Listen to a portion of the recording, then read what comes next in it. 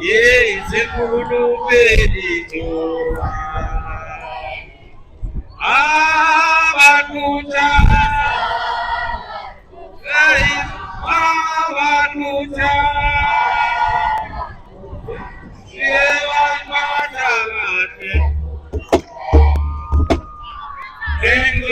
Ngizola yasolundi uNtezimnandi kwakasiya uyena uzosiphathela njengamanje waza Ntezimnandi ugibele behohlelo siya kunamba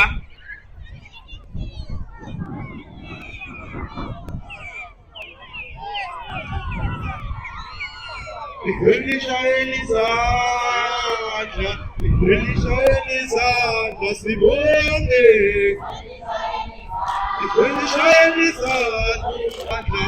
Elishayelizandla sibonge